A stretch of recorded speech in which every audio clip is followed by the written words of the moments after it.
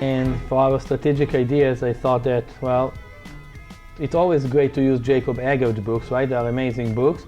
But since he has a strategic play, well, if it's not going to work, then we have to complain about him, right? Strategic idea, strategic play. So I was thinking that we can see several positions, different topics from his book. And I can tell you now, a bit more serious approach. His books are just definitely, he will be one of the top, if not the top author out there. Just amazing books, amazing the way that he covered the topics, and probably mine, definitely top 2 or 3 authors, maybe top 1. So the level of this book, Strategic Play, is of course not to the club players. I mean, most positions I think are taken from strong, very strong Grandmaster players. So maybe we can see just few examples from the first 2 chapters of the book. And the chapters are squares, basically the fight for squares, weakening squares, strong squares, and in general, very easy title, squares. And the second chapter is pieces. So you know that squares and pieces are important in chess. That's what he was telling us. So with all this and the credit to his book, we'll see a game. We'll start by this example, a game of Grandmaster Shirov playing against Solak. One of them is a super Grandmaster, the other one just a decent Grandmaster. So Shirov is white. Playing the advanced variation in the Caro-Kann.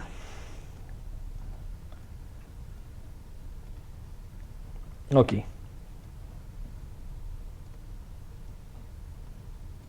This game was played in 2009. And black played knight f5. Okay. Of course, there are many other ways to play, like knight d7. I actually believe that right now in the tournament, Karyakin Elyanov was some very similar stories in the World Cup 2013. Very similar. I mean, Karyakin is huge on this e5 advanced variation, like really, really huge. He's been playing this forever against anyone. Okay. So after knight f5, I mean, basically the problem for black is tiny bit the developing. Many times the knight on e7 cannot easily develop, so black either has to, I remember some games of actually Shirov Karpov from the 90s where Karpov played knight to c8 and somehow managed, actually played amazing games and won, but obviously that's Karpov. Castling is not that easy, developing and then castling. So knight f5 seemed just to solve everything. Next move maybe bishop e7. If g4, maybe knight h4 or something like that, depends on the position and how.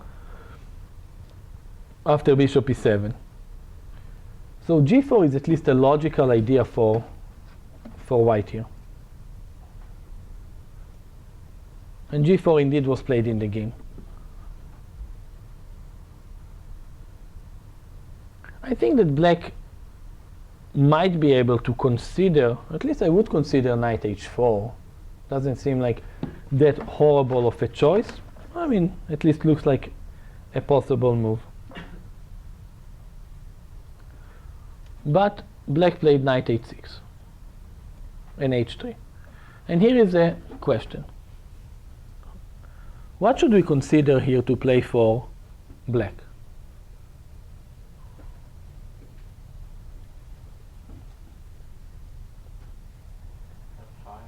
Which move? F5. F5. Okay. We can play F5. You take this one. Okay, I think I'm going to take.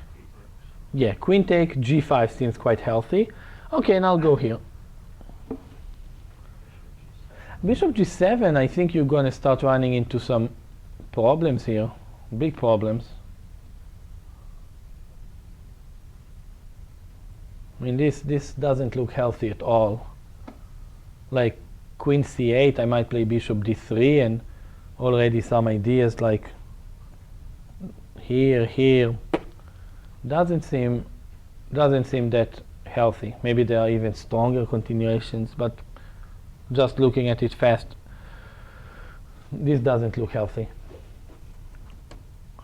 Okay, f5, f6, I think this is the white's idea. Well, so what else? H6. Which move? Oh,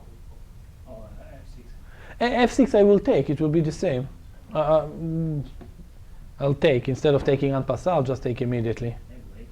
Maybe later, but when later? How later? That's the question. Develop a knight on D7. Okay, so let's say you'll develop the knight on D7. Okay. I'll play knight B3. I mean, the problem with F6 is that I'm going to take, and whenever a piece going to take there, white is going to have G5. Knight G8, then F6. You see, we just said one thing. That F6, we all want to play at some point F6. I think so. Or at least the idea. But there's a tiny problem. H6 is under attack. Or will be. Or G5 is an idea. So black, about a 2600 feet, a Grandmaster, played Knight G8. So what is he played? He played here, here, here, here. Very interesting. Well, you know, if we will see it on the side, we will just, let's say it was a 10-year-old kid, will probably be like, you know, what's that? You know, you're moving the same piece, this, you know, the usual angry faces. But it's a strong, right, Ben? So sometimes more than the usual angry faces. But it's a strong Grandmaster. So we have to understand and respect his idea. Well, the question is, what white has done when black supposedly wasted time? Because if we provoke the opponent to weaken his position, maybe we have done something. Maybe it's not for free. Maybe we didn't waste 4 moves. If white had played knight b3, c3, bishop e3, and we have danced around, no, then go crazy over the kid that has played this way. But black has used a lot of logic here. Moving back the knight, white weakened his king, and now it is actually not f6 that we would aim to play, but it is actually which move that black is thinking of playing. h5. White also reshuffling his pieces. Knight e1. The knight is heading to g2. It's important for white to be able to play that way, or at least that was Shir's idea. Take, take. c5. c3. Okay, it was a complicated position. Black was actually somewhat better, but I believe the game finished in a draw. But what we've seen here, that moving around is not always bad. I mean, especially if you get your opponent to create weakness. Many people, especially I've seen it, when they move a piece to actually a wrong square, it's very difficult to correct that mistake. Like some piece should be at some square. Here, black intentionally did it, so he didn't even do anything wrong. But nothing happened in the position. The position wasn't open. Black just was able to win several squares by allowing white to push his pawns. Let's see several more examples of squares. Alrighty, so black last move, I would say, was knight e8. So what does black want to do? Trade the dark squares bishops and f5? f5? Yes. No. Knight d6. Knight d6. Yes. Now, which moves should white consider here? I mean, take and knight a4 is a very logical move. Take and knight a4 is a very logical move. And the knight will go to c5. f5, I think you pretty much never want to play. One, especially if I can get to this e6 square. And even if not, in most positions, I think if I will take, the e pawn is going to be quite weaker than whatever d pawn. D pawn is not substantially weak. You don't really want to play that. I mean, it's possible, but no, if the knight is going to e6, then just, of course, impossible. So this is the idea. And knight d6 is a very, very interesting blockade.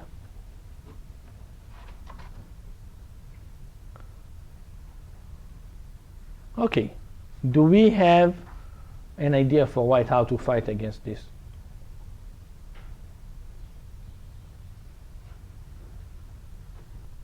You wanted to trade square bishops as white?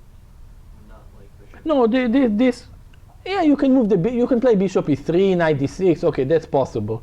But what here? d6. Why d6? You can play knight. Ah, d6, so we can play knight d5. Of course, if the knight take, we are not even sacrificing, and we are just all over black. And if the pawn take, yes, then something like this is going to guarantee white a lot of pressure for the pawn.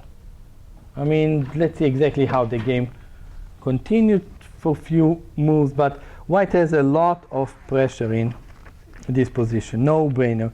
Queen d8 was played.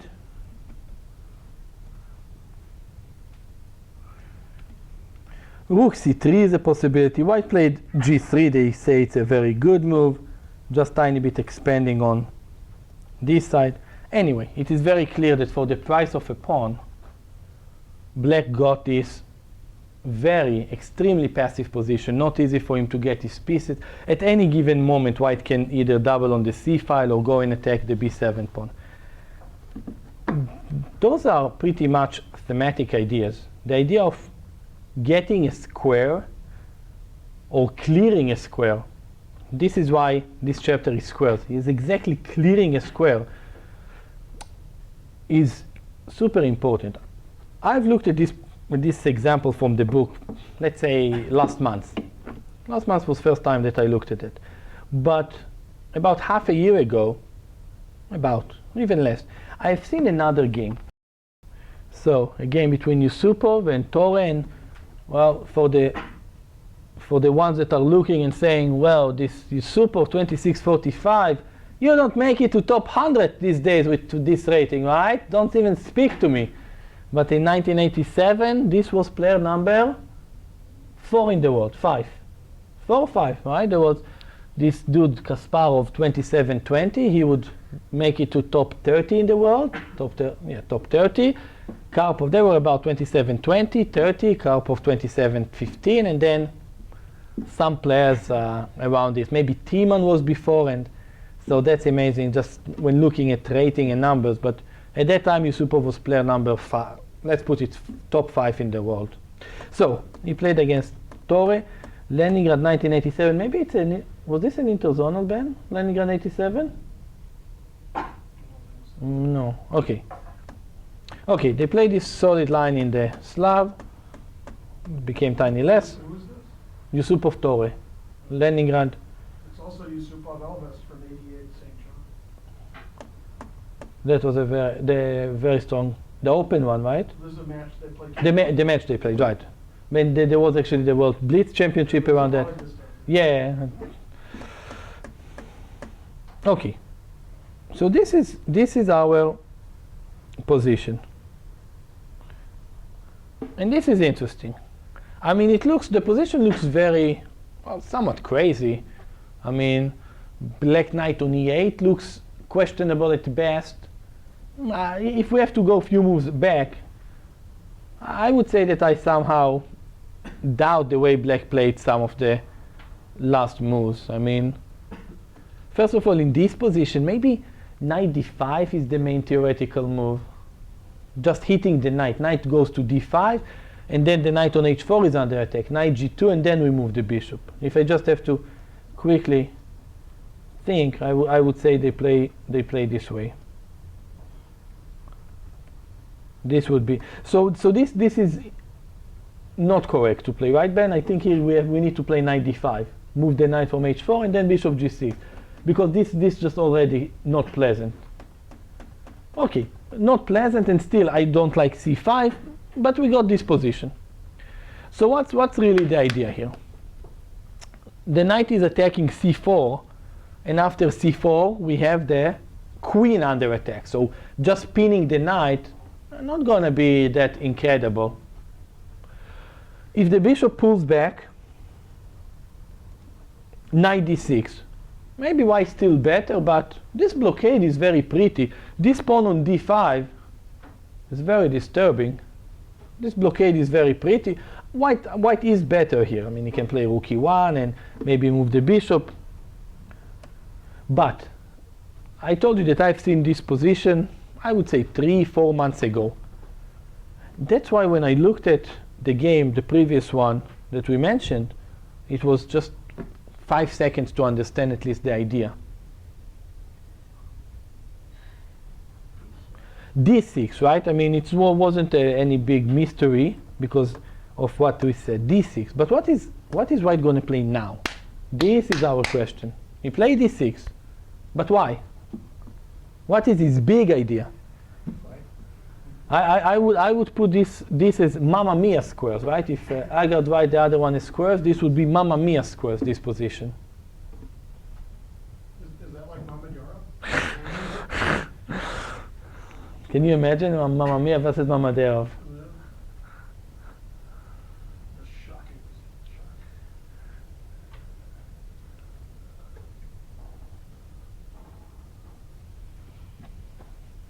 Right, there are two purposes for white's play, but okay, first, knight d5.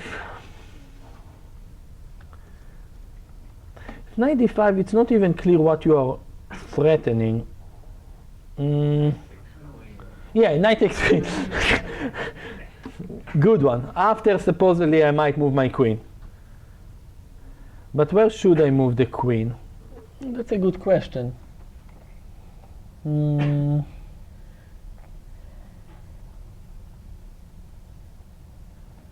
Okay, I'll move my queen here, I guess. Then you have knight f6. I won't move my queen here. Oops. But I will move my queen. Actually, I can move my queen here. I'm sorry. Yeah, the queen on d2 also counts. Yeah. I mean, was just looking quickly knight f6 and just needed half more second to actually. So knight d5 not going to make it. A lot of captures, but white has lots of pieces hanging. So what?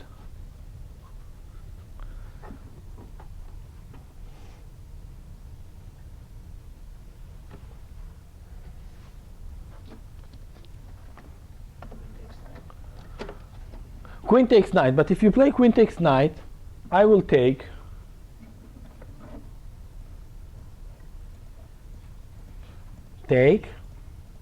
oops. White's in trouble. I mean, we just exchanged, you were a pawn down, you might be another pawn down.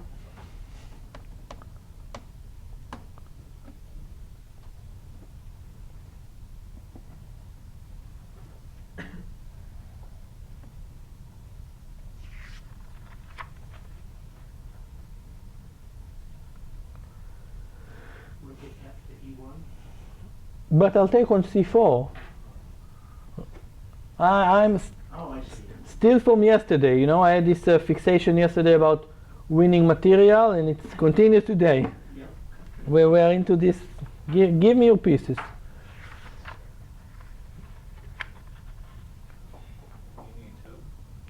Which move? I'll play knight d takes c4. Knight d takes c4. I'm serious about. Okay, so I'm serious. Yeah, I'm serious about taking the bishop. So just move the bishop. But now it's incredible, actually. Seriously, super duper unbelievable, incredible. If we said before that d6, and d6 is a big idea in d4 openings. d6 to clear some squares. Right? White has cleared the square for the knight. So knight d5 is a super strong threat. But secondary huge idea. The pawn on f7 cannot play cannot move. Well, black can resign here. I mean, two squares. One, the d5 square is hugely important, and second, well, actually the piece play, the pawn on f7 is out of play. Actually, black is losing quite, I think he's losing a knight here, or some decent amount of material. I mean, the game lasted few more moves. c4 was played. No, not many much better moves to be played in this position. c4 was played, and okay, here comes our knight d5. And he resigned here, and why did he resign here? Because I think after this move, rook e1, and is losing a piece, right? Queen f5, knight e7. So, very easy to understand the ideas. Oh, ideas are very similar, and both of them, I want the d5 square. By the way, if we have to think about, if I said that d6 is very basic idea in d4 opening, which idea you will tell me in e4 opening we see a lot? No, actually not e6, I think. Against Sicilian. I would say in many versions playing e5 and allowing the knight to come to e4. Many versions of Sicilian. So if we here want the knight to d5, we want the knight to e4. Okay, this was tiny bit about this square. Now, speaking about squares and pieces, and since me and Ben were discussing a match between Mamma Mia and Mamederov, so let's start with Leko against Mamederov. It shouldn't be too complicated to figure, think, understand what white wants to do and play here.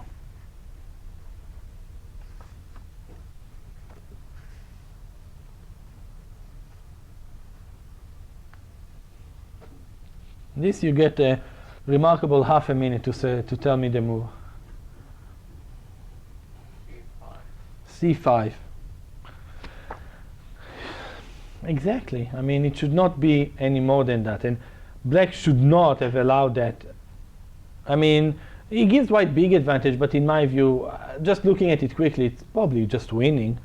I mean, the material is equal, and white gets to control all the squares. This move c5 gives him that diagonal, play on the file, the c6 pawn is out there. The game is, I mean, if pawn takes c5, bishop f4, white went on and, well, won this game very quickly. Let's see. Bishop b7, he played bishop f4.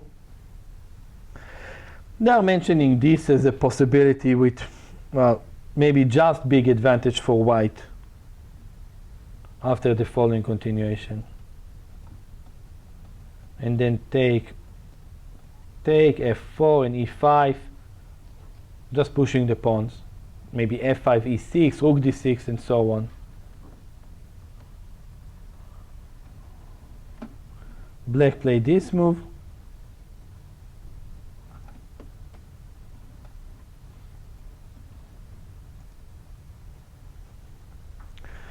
And tiny bit nice tactically, white played this way.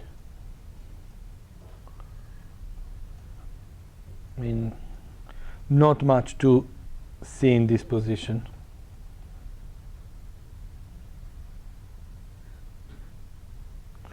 And Mamederov, known to be not one of the greatest fighters in the universe.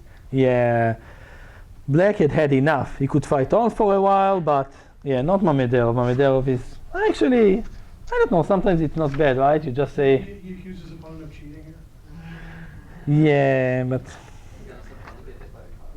Yeah, actually I would have commented something on that, but that was... Okay. Let's see one last positions in squares, and actually I would say more complicated one, but okay, involving our coming guest to the St. Louis club, to the tournament soon, Magnus Carlsen. Yay! So we're gonna see his game against Wang Yu. Okay, so black to play here.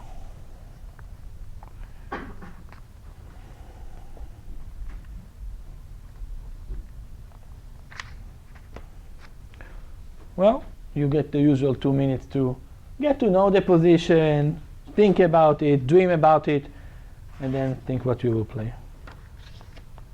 For example, I showed this position to a 2400 player, a decent one. And they suggested knight a6, which is a very reasonable move. I think actually computer it is best or second move after you put actually Carlsen move. It takes some time the computer to understand the idea. But knight a6 is a decent move, I think. But which other move? So knight a6, if you were thinking, okay, you did cool, but you are still not playing like Carlsen.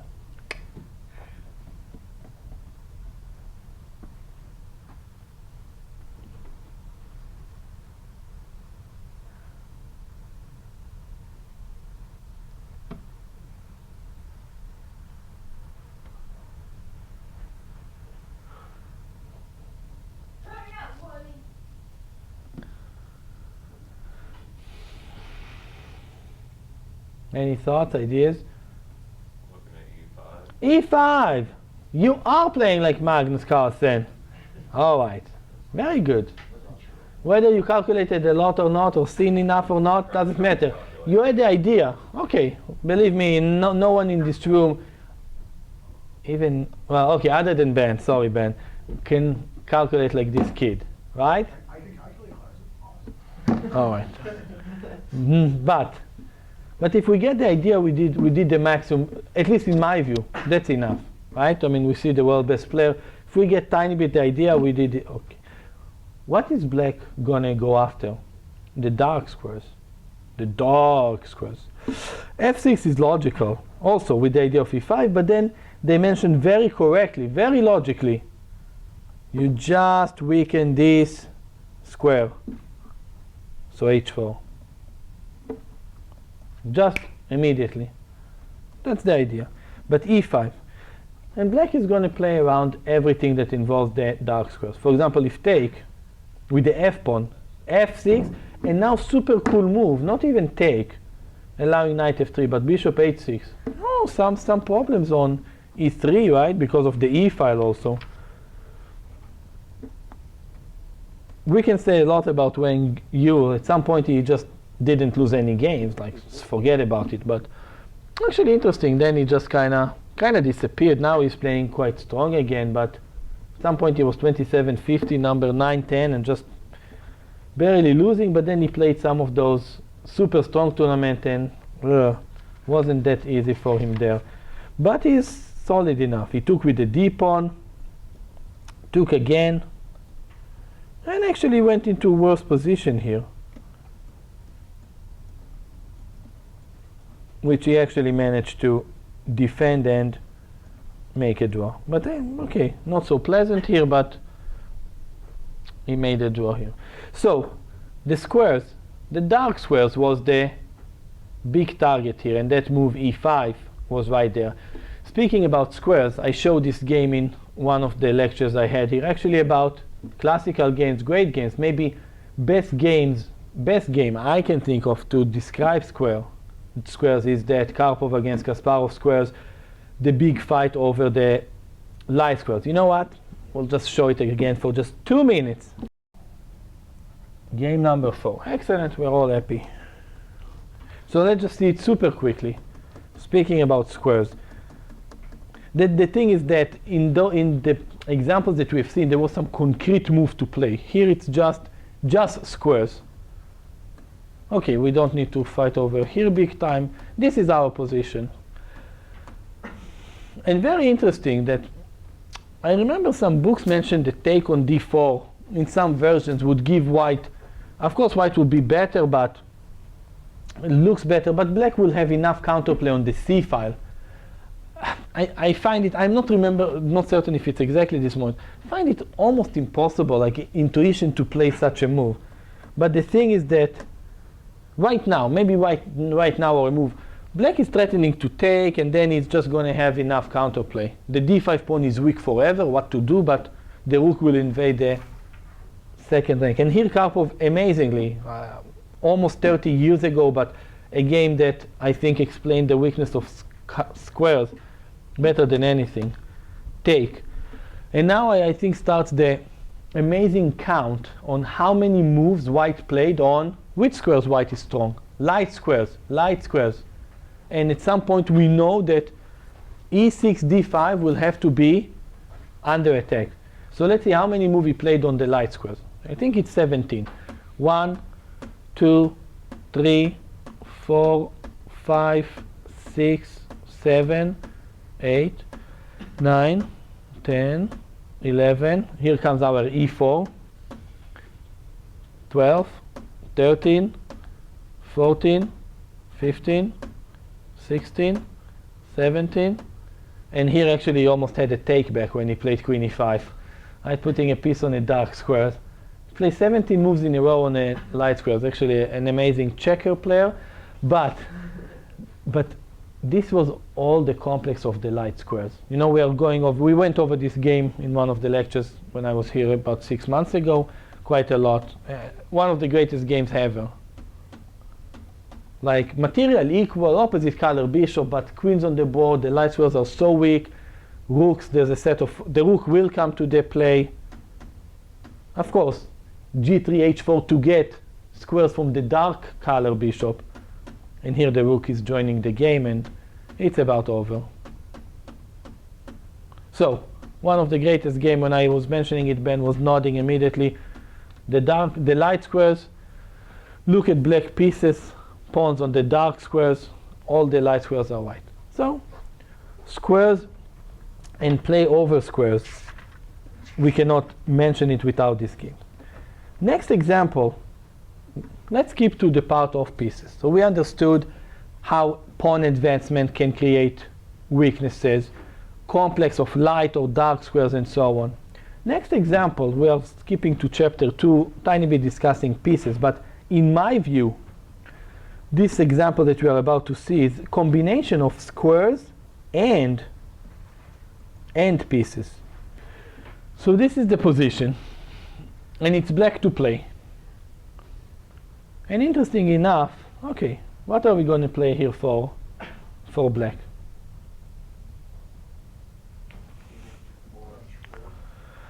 Queen h4.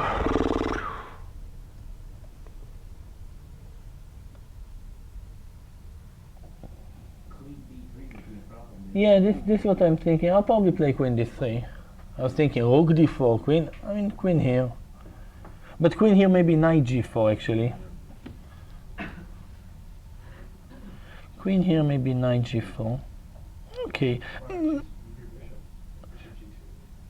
But I like the bishop. Yeah, I like the piece over there. Maybe just play here.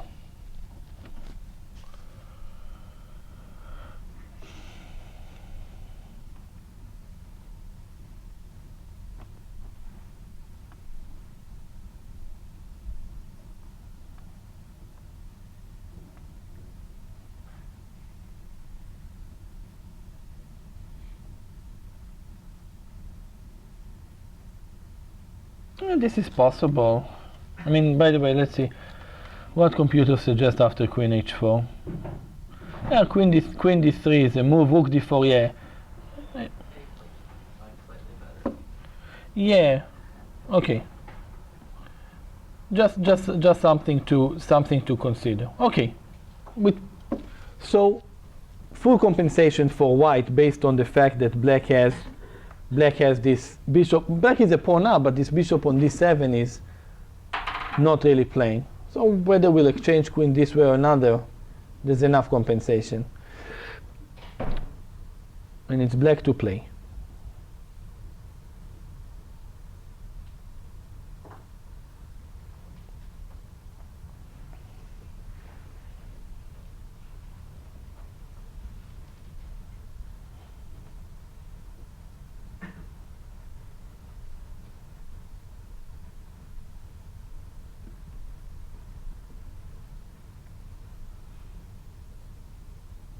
Queen h4 is actually, it's a very decent idea. Which other ideas we can consider? Let's start first of all with ideas.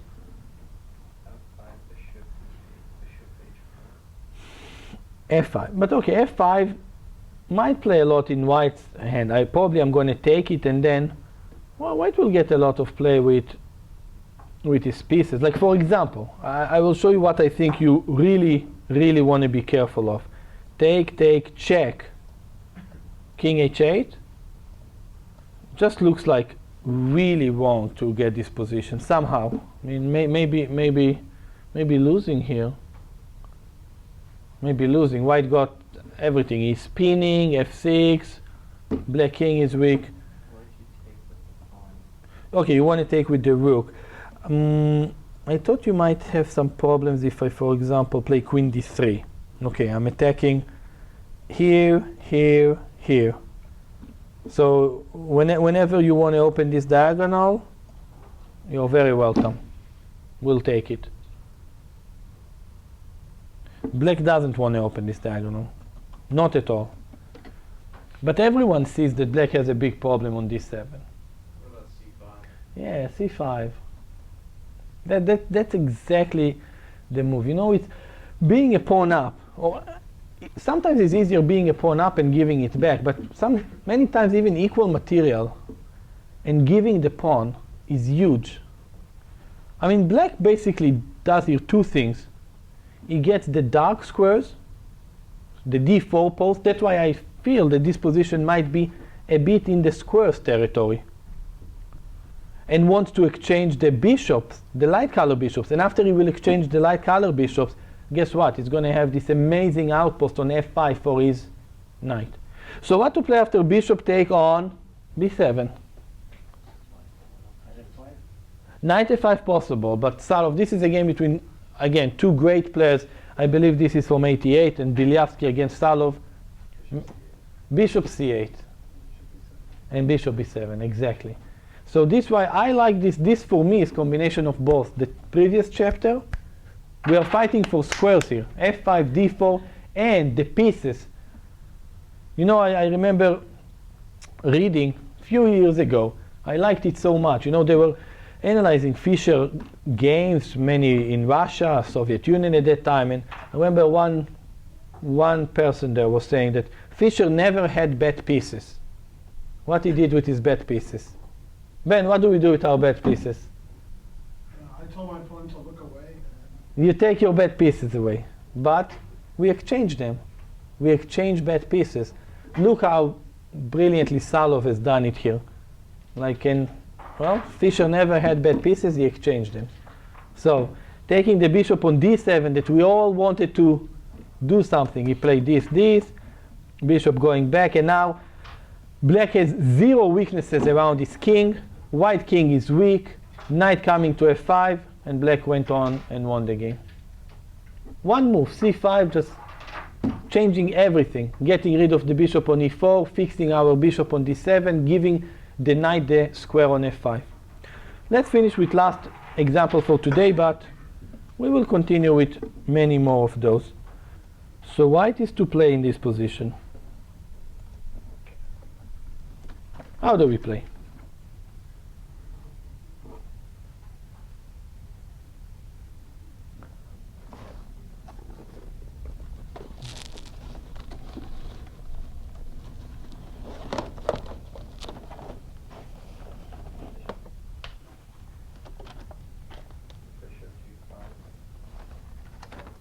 Bishop g5.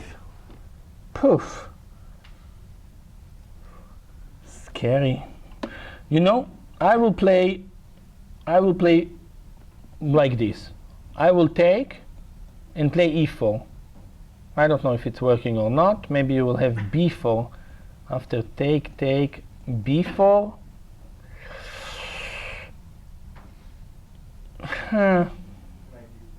Knight d3, yeah, but I don't want to. I mean, I don't want to give pawns. I don't like giving pawns.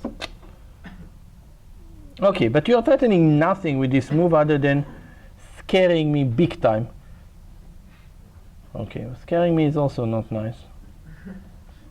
Sorry. We'll just do e4 right away.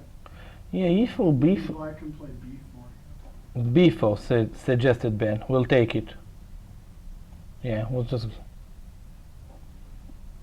And take on f6, take knight e4 with nothing. Take. Yeah, I was thinking of taking and then at some point g6, just retreating. I mean, I thought black can start thinking of advantage after bishop g5. But maybe here, just simple b4. Ben said we're not going to argue. Not arguing. What do you want? You're I agree with that.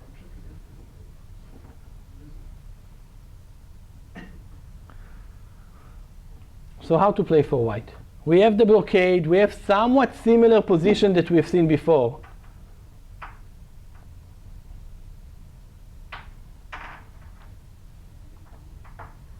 Somewhat similar stuff to what we've seen before. Before, yeah, but before I'll go knight d7, I guess. Well, before, pawn on b4 will be hanging big time. Call on me. Yes, Ben. I've been in class all hour, so I know the answer. Shoot, Ben. Paying attention, I'm like somebody. Bishop takes knight and d6. Ah, That's ah. what it's about. That's the pattern of today, right, Ben? That's what the class is about. I can't answer. And d6. But what after bishop take d6? I was thinking queen d3 and knight d5. Ah, That's what I was thinking. impossible to trick him. Then I was thinking, He wants somehow checkmate after knight d5, and he wants to win a piece. And look at the beautiful arrows. yeah, I always like the arrows. I like the Oh, the arrows are the best. So, gonna win a piece. You know, I can tell you one thing. Yermolinsky once told something when we were on air. I really liked it. He said, you know, people say Capablanca was genius, positional play, this. Okay, but what is positional play? It's actually really interesting because I find it so true. He was able to see the cheap tactics much faster than anyone in his generation. Basically, what Ben suggested here, we can get positional benefits because we can see queen d3. If white didn't have the idea of queen d3 and double attack, this is really double attack, right? Attacking the bishop on d6 and threatening knight d5. It's tiny advanced double attack, but if we don't have this idea, we cannot gain the positional, the strategical advantage of pushing the pawn. So this is happening many. We see some games of Anderson. I mean, not even going to Karpov and above. Amazingly positional players, but they see tactics incredible because those tiny nuances allows them to be able to get the positional play. Black played queen d8, I think, and went on to lose, if I'm not mistaken. I think they mentioned queen a7 as best move, and black is somewhat surviving. I mean, just no point in saying yes or no. We got our d6. It is clear that it is black that is playing for defense here. Third game that we have mentioned to see d4 opening, the idea of d6, this one actually involving attack on the queen, the other one, and by the way, not just attack on the queen, on the king, sorry, but what is the big idea? That the knight can come to the square that we cleared, d5. Okay, we have about a full book and many more chapters to continue. We'll stop here.